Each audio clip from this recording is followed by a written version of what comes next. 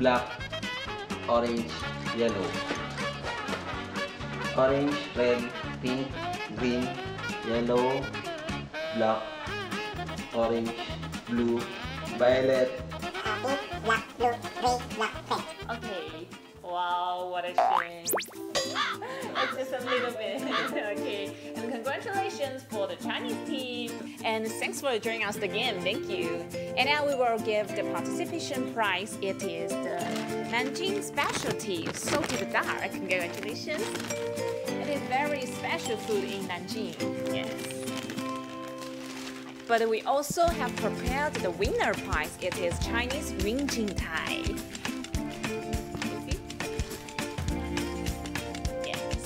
Wow, congratulations. Let's take a look. Wow, it's so amazing and beautiful. And thanks again for joining us today, and thanks for watching. Thank you.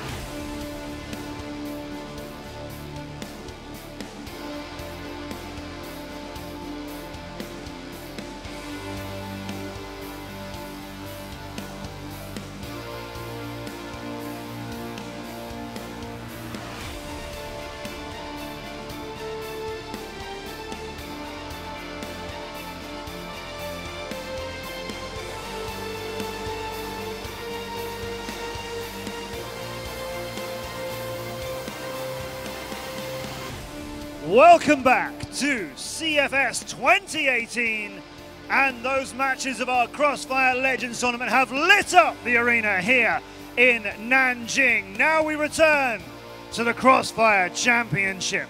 16 teams joined us, and throughout the groups we saw thrilling action. 2 teams made it through to the semi-finals, but not to the grand final. We welcome them now for our 3rd place match. To our stage, we will bring you from Brazil, INTZ Esports Club, And representing China, the two-time world champion, Super Valiant Gaming SV. Time for them to see who will be third place in our tournament this year. We'll go over to our commentators and get into the action.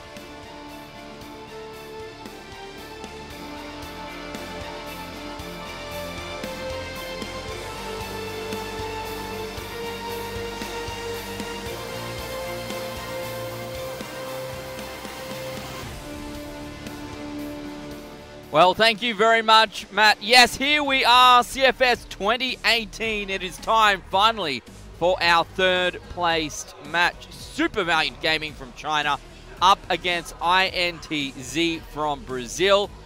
Gentlemen, if we had said that this would be our third-place match at the start of the tournament, I don't think anyone would have believed us for a number of reasons, Kyle. Yeah, definitely. I mean, seeing two Brazilian teams make it all the way into the top 4, not something anyone had really expected looking at all the teams that we had in store for us in this event. And now 2 of them have made it this far. It's just a huge feat in itself, but still, SV falling as well, equally important to keep our eyes on in the future because Chinese Crossfire may have some struggle looking forward, but now this is a chance to prove they're still the 3rd best team here. Overall, this was just a very Brazilian-dominated tournament when you look at it in the way that the bracket played out. INTZ, who came into this tournament after a 3 or 4 year absentee streak, unfortunately just not able to make it through their region's qualifiers over the past couple of years. They come back in with a barnstorming performance out of the groups, make it all the way, of course, over towards the semifinals where they do eventually fall. And for the Black Dragons, a bit of a rough start for them in the groups, but we're able to recover incredibly well, and in the bracket stage play have really shown us quite a number of performance. Overall, a great tournament so far for both of the Brazilian teams. For the Chinese teams, it's been an entirely different story. Super Valiant Gaming, the best of all of them, coming through and making their way to that 3rd place playoff.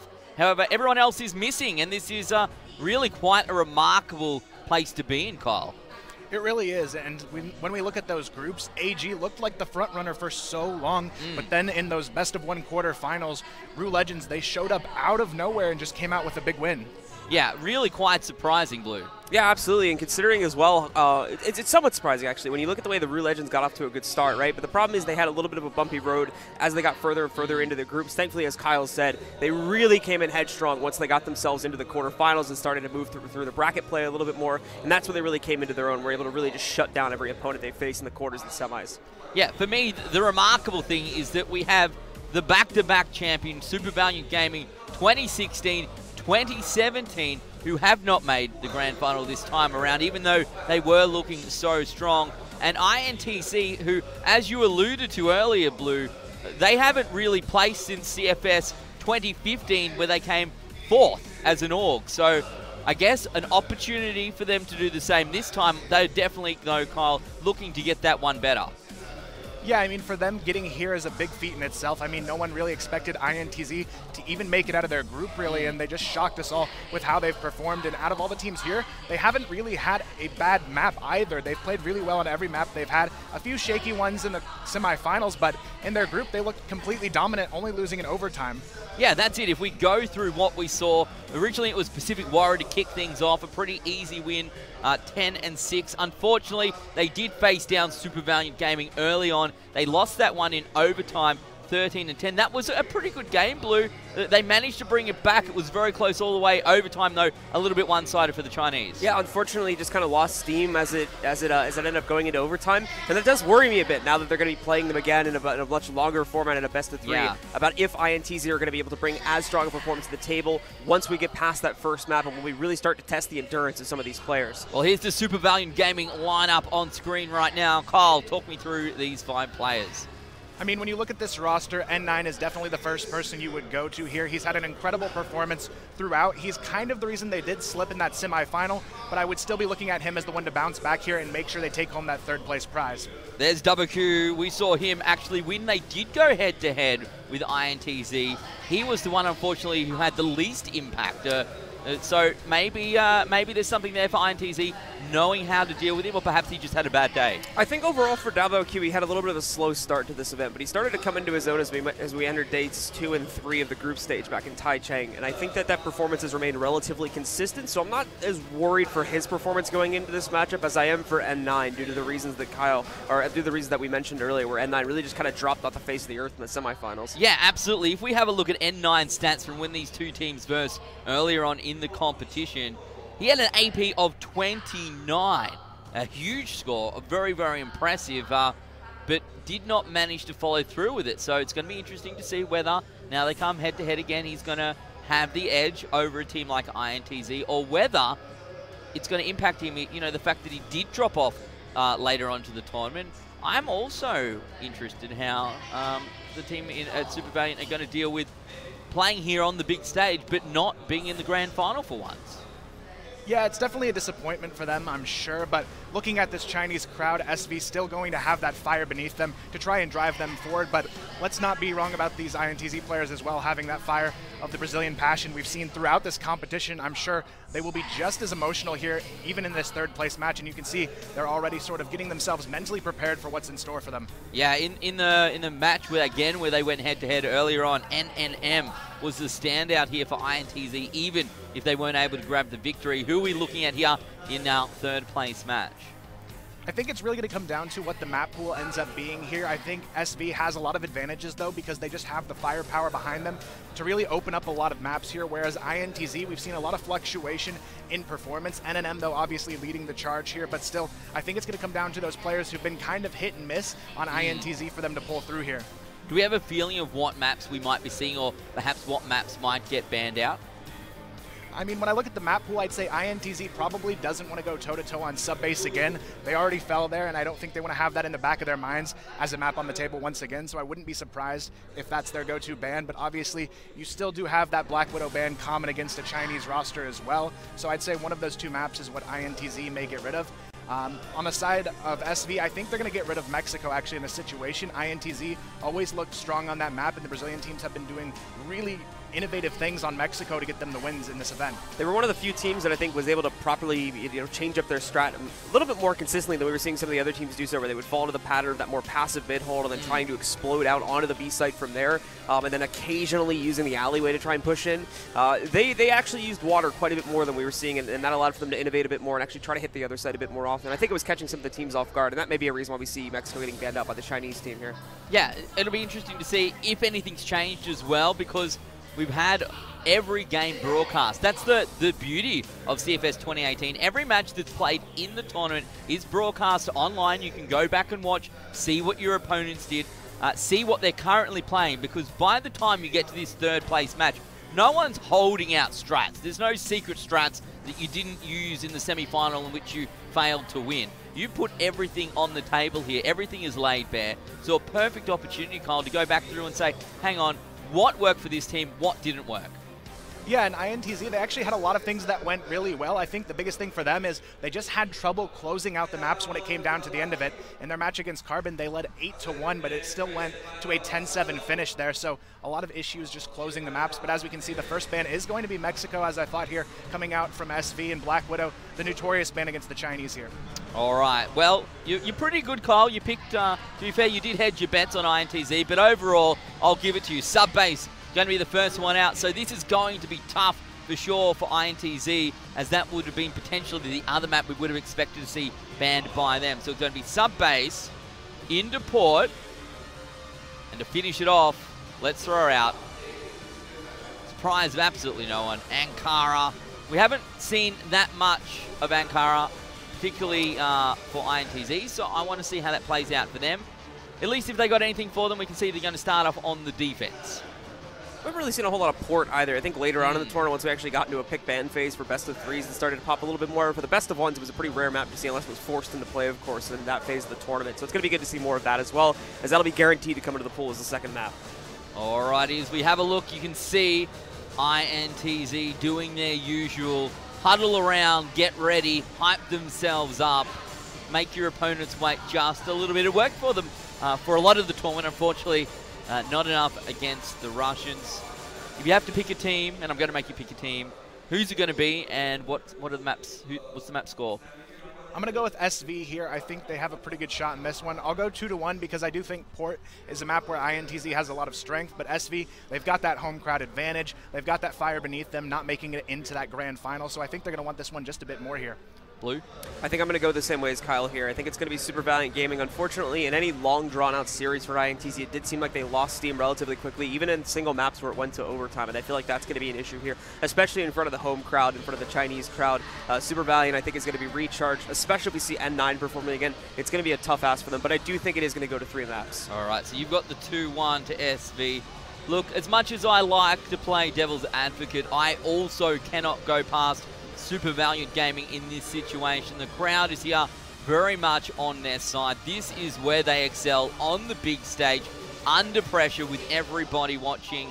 And I don't think it's going to go to 3 maps. I think this is going to be a 2-0 to Super Valiant Gaming. So, look, INTZ, it's not about what they can prove, it's about what they can do here.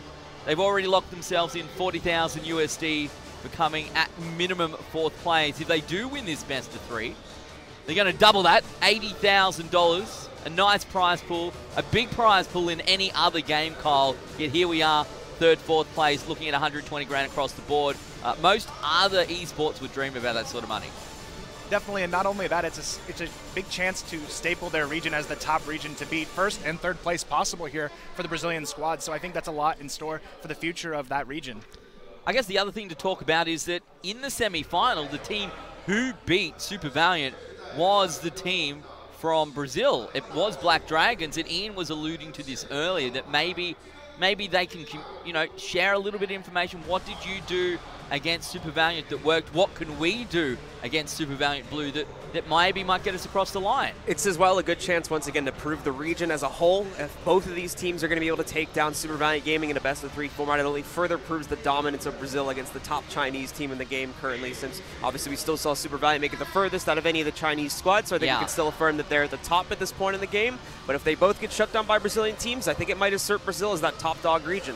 Yeah, it would be a humongous change here in CFS to see the Brazilian teams come out on top. We've known for a long time that Brazil as a region is strong. We've known that they produce strong teams, but it's always felt like they just, at that final hurdle, you know, at the quarterfinal, the semi-final, they just haven't been able to break through. So it's really quite remarkable to see that we do have 2 Brazilian teams coming through, one in the grand final, one in that 3rd place match as well. And it really goes to show that as a country, as a region, both Brazil and South America, Latin America in general, has done a very good job. We see all of their teams progressing through, all doing better than they used to. Yeah, definitely. They've shown that they can adapt here, and I think that's been the big thing for these 2 Brazilian squads moving forward. That's going to be to their benefit. I mean, SV, a team notorious for actually knocking out Black Dragons in the past time and time again, but they learned from it and they came back and they were able to beat them. And with that knowledge potentially now in the hands of INTZ, this could still be a close battle. Yeah. Look, I hope it goes all the way, that's for sure. But if I look into the crowd, you see those Chinese flags, you see the illuminated signs and the red flashing clap sticks. Lots of signs of support as well. You can see we have the Super Valiant Gaming cheer squad up there with banners as well. Look, yeah. It's pretty one-sided, isn't it? Yeah. In terms of crowd. Unfortunately, in terms of the in-house crowd, there's not a whole lot of support for Brazil being shown, so I don't think that we're going to be seeing INTZ get much of an advantage in that regard. Yeah. The Chinese will definitely have the home crowd advantage. There's no question about that. They certainly will. However, at the end of the day, it all comes down to what you do in-game. You can have as much support as you want. You can have the most fanatic supporters in the world. But if you don't perform when it matters, it does not make a difference. I think we're getting very close to getting into game here. And look, I think we can tell by watching these players, seeing how they interact, seeing what they're doing right now. This is important to them. This isn't a nothing game. This is so very important. Yeah, definitely, and just looking at the 2 teams right now, INTZ definitely looking a little bit more nervous in the situation. SV, they seem calm and collected, but INTZ, they're bouncing around. You can tell they're a bit anxious going into this one, but rightfully so. It is their first match in front of this huge crowd. Yeah, that's a big one, isn't it, Blue? That's another big change-up going into this matchup that I fear, unfortunately, is going to work against INTZ as well. We talked about how they haven't been here for a few years, so they're now going to have to get used to this big stage, and they're not going to have time to prepare. Well, let's get into the game. Super Valiant Gaming up against INTZ. for third place here at CFS 2018.